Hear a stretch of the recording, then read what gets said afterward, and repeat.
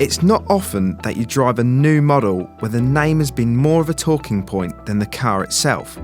But that's the case with this, the new BMW 4 Series.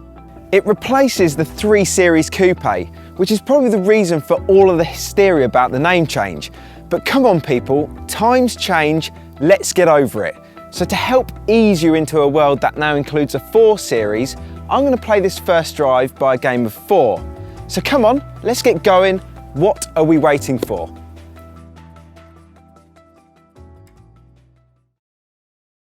You'll have to splash out an additional £3,000 on a 4 Series over an equivalent 3 Series saloon.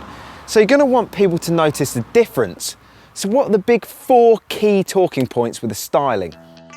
It's longer, wider and lower than the outgoing 3 Series Coupe and the current 3 Series saloon, bolstering that sporty presence. And it's more than a 3 Series saloon with 2 less doors. Every body panel is different bar one, the bonnet. Many design cues come from the 4 Series concept, most significantly this angular bumper and headlight design at the front. These gills that sit behind the front wheels are more than just for aesthetics. They actually distribute the airflow from the front bumper along the side of the car to improve efficiency. But they look quite cool as well, that real muscle car feel. So other than the looks, it's the driving performance that coupe buyers really look for. So how does the 4 Series stack up? The model we're testing is the 420D, and BMW says 1 in 3 4 Series sold in the UK will be this model. Now the engine is flexible and punchy, so it's really usable on all UK roads. But we would like it to be a bit more refined.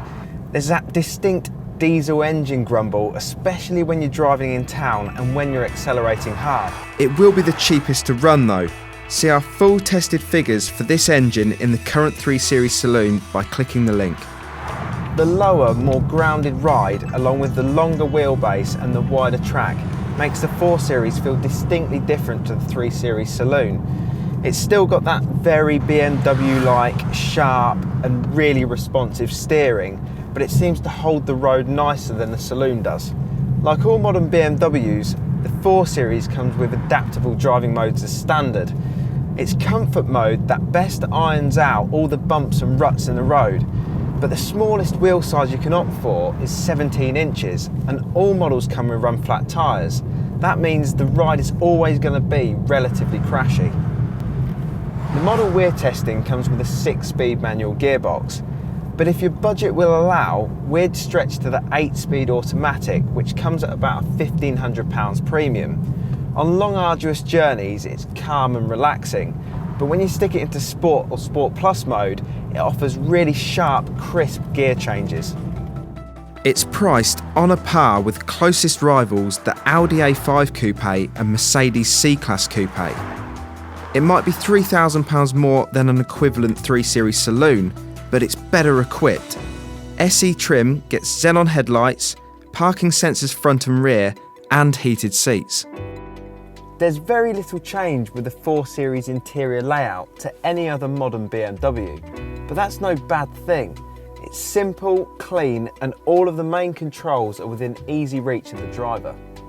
The sloping roof does mean there's less headroom in the back of the 4 Series than the 3 Series saloon, but there's enough if you've got a young family and need to seat 2 children in the back.